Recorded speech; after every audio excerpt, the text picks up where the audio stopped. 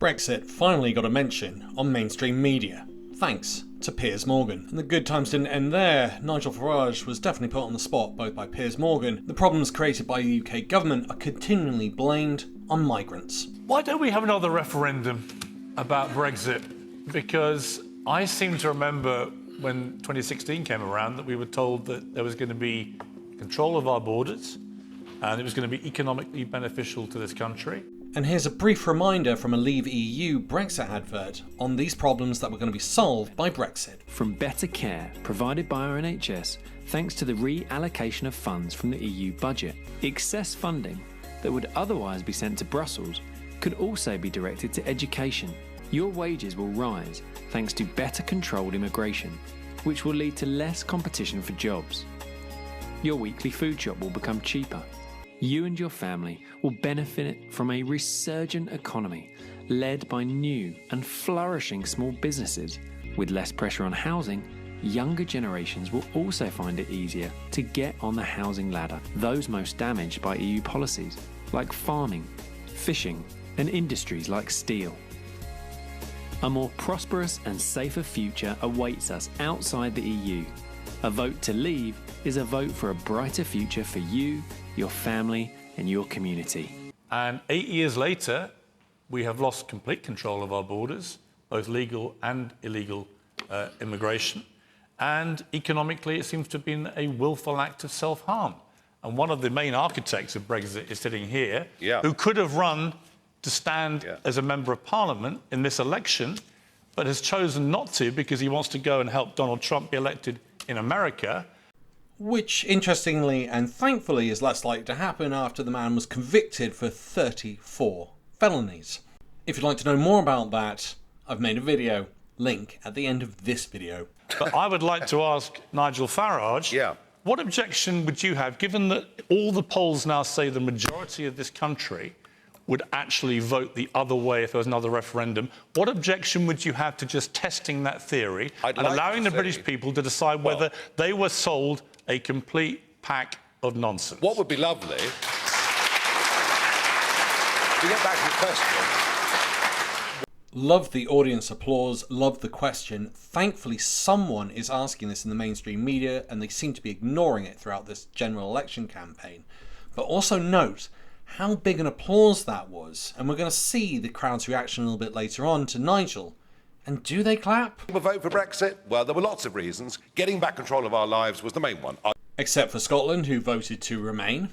Except for Northern Ireland, who voted to remain, but interestingly are still in the single market because we can't do the full Brexit because it's impossible. Except for Gibraltar, who voted to remain and by the looks of it are now going to have EU police running the country. Except for all the EU citizens that live in the UK who were not allowed to vote, but you could vote if you were someone from the Commonwealth.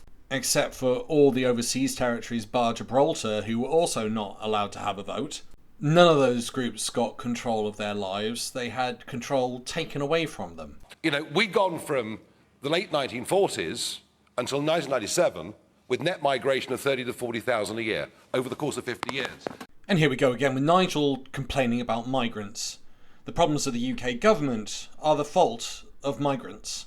And what all of these people do when they talk about and complain about migrants is ignore the simple fact that our birth rate is now so low it's not replacing the population, and it continues in that direction. And it's getting to the point from my calculations that we need about 400 to 500,000 people a year being brought in to make up the low birth rate. Otherwise, you have a shrinking economy. And to continue those problems, we also have an aging population, which means they're living longer, which means they're costing more, and somehow you've got to make that up. But if you have a shrinking population, it's very difficult to look after the elderly. And in part, that's down to working conditions and work-life balance, but of course Nigel doesn't want to blame the government for that, he doesn't want to blame capitalism, it's the migrants. Under the Conservatives, that has just accelerated and continued. What about Brexit, Piers, was it gives us total control over who can come and live in our country. No control. Yes, we have. That's the whole point. No, we do have total control, but we have a government that have willfully got us to vote for them in 2019, and I helped them with that by standing aside in the general election. Did he just admit that the Conservative Party manipulated him? Is that what he's just done by saying they willfully got him to do their bidding? Very weird. And they have willfully ignored the wishes of the people, betrayed Brexit voters. We now have 1.2 million people a year for the last 2 years settling in our country. I even dispute the numbers being down, Fiona, because they always get revised later. Well, I even dispute the fact that no one here is answering the question. So let's get back to that. Just for a moment, Nigel, I'm going to interrupt you. Use our Brexit powers. That's what we have to do to solve it. Use our Brexit powers. Does he think he's some sort of superhero, or that these powers make us into a superhero? They don't. They damage us. They restrict us. They keep us in some sort of cave that Nigel would love to have the entire UK live in. Isolated, isolationist. Almost like he's enjoying the idea of the Harry Potter problem of living under the cupboard. We have big business in this country has an addiction to cheap labour. We've driven down wages for working people in this country. We've put in place an idea today to say that for employers, it would be cheaper for them to employ British people than foreign people, to try and encourage them to employ more British people. We've got labour shortages, and he's still saying we have too many people. Try and work that one out. Do we have a shortage, or are there too many? We've got millions of people of working age in Britain not working. We have to find a way of getting those people to work. Here's Priti Patel talking about that 8 million that aren't working, and then Russell Howard is going to break down that 8 million in percentages, and you're going to see that they're all talking out their backside. There are 8.45 million British people in the United Kingdom that are economically inactive. Which is genius until you realise that of the 8.45 million, 27% are students, 26% are long-term sick, 22% are carers, and 13% are fucking retired. But I tell you what, this addiction to cheap labour has actually made us as a country poorer. We need immigrants. Not only do they work their bollocks off, but EU migrant workers contribute £2,300 more per year to UK than average British citizen. It's not working. Note, after that big speech by Nigel, there was no applause. And it wasn't over there for Nigel, because the Reverend Rose Hudson-Wilkin steps in and has her say. That needs to stop being kicked around like a political football. It's not working. Once again, note the applause for the Reverend, but nothing for Nigel. I visited Calais recently and saw some of those most vulnerable people. I want us to ask questions about why are people leaving their countries? Why are they leaving their countries? Is it war? Is it to do with famine? Is it climate change? You know, whatever the situation is. And how can we, as an international group, resolve this problem? If we don't address that at its root, people are going to keep moving. The British were economic migrants, and we forget that. When it moved all over the world, saying that it was conquering, they were economic migrants. So I want us to stop playing. Bishop, this has to be political, and it has to be political because of the impact this issue is having on lives of people in your church. This very much feels as if we've set the house on fire, and then we're forcing people to remain in the house that we set on fire. It is going to continue impacting on us unless we address it at its root. We cannot just throw people away. They are human beings. They are our brothers and sisters, and we are our brother's keeper. You know, I don't know whether you've ever been out into... Okay, Nigel, I need to bring the audience in. I need to bring the audience in. I'm emphatic with that, but when they come to the UK, they're not coming from those countries, they're coming from France.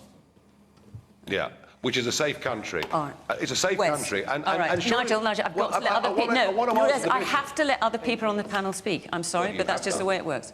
This is a comment that you'll hear quite a lot for the Conservatives and from Brexiteers. Oh, France is a safe country. Well, here's Zoe Gardner explaining how that comment is really idiotic and unhelpful. If these people in Calais are legitimate refugees, why are they not claiming asylum in France, Italy, Spain or Greece? Why do they need to come to the United Kingdom? As I'm sure you'll be aware, because I think the previous witness did say this, the vast majority of people who seek asylum worldwide, firstly, 86% of refugees and displaced people worldwide remain in the country neighbouring the one they have fled. So 86% of people remain in developing countries.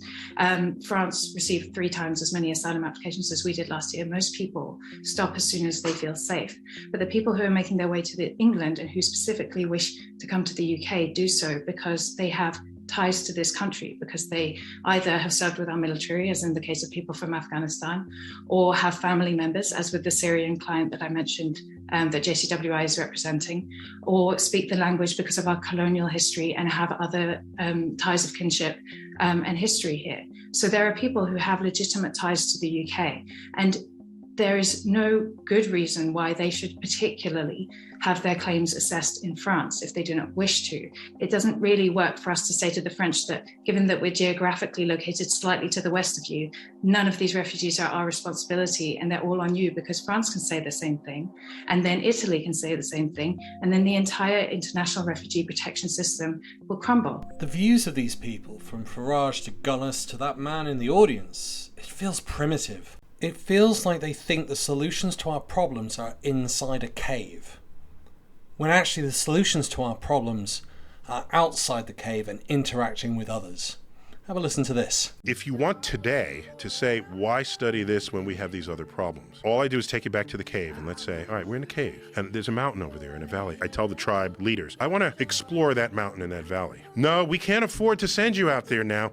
We have to solve the cave problems first before anyone leaves the cave. We laugh at that. That's an absurd claim to make in caveman days, because there are solutions to your problems that might exist, and time has demonstrated likely exist, by leaving the cave that you can then discover. Know those frontiers, and then you can cross-pollinate them and transform civilization. For our final point, we're going to see the Reverend school the Conservatives and Farage. So, there will always be legal migration. The clue is in the term. So it's not a question of whether legal migration is good or bad. And we always want to welcome the brightest and the best who contribute to our economy. And we also, in a wider sense, we've always welcomed people and the way they contribute to the cultural life of the nation and to our society. But the numbers are too high, and that is the point for things like our public services, also for housing. And really, at the heart of issues around housing is questions around supply and demand. So it has to be done in a managed way. Important question in the election.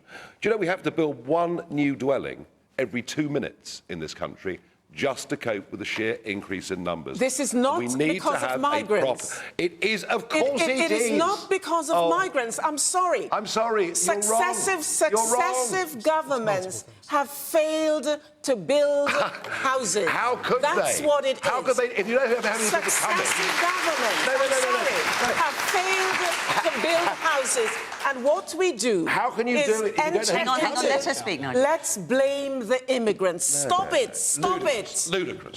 All right. You can't. Okay, you've had your say. I'm going to move on. Unless you know how many people are coming, how do you know how many you've had your houses to say. build? And many more people are dying in France. It's irrational. You talk about France being a safe place. I visited a cemetery where there are people, those who have migrated there, who are dying there on that soil, in comparison to what we're talking about, people dying trying to cross the channel. Okay. So please don't tell me that that is a safe place. And of course, Know-It-All Nigel knows this, but of course he can't admit to it, because if he did, it would defeat his whole precious little Brexit. Once again, thank you so much to all of my Patreon and YouTube supporters. You keep this channel going and growing. Without your support, this channel would struggle. If you'd like to help, you can click the like and subscribe button. It's free. Or if you really want, buy me a coffee or subscribe to the channel. Thanks for listening. Bye for now.